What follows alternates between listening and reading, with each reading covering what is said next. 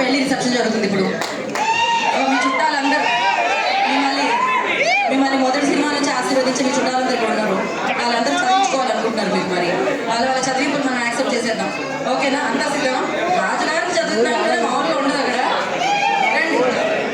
అవును,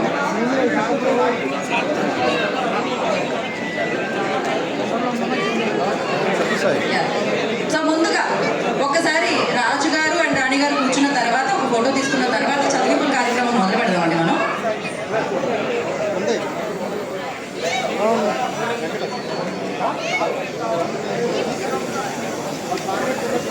సో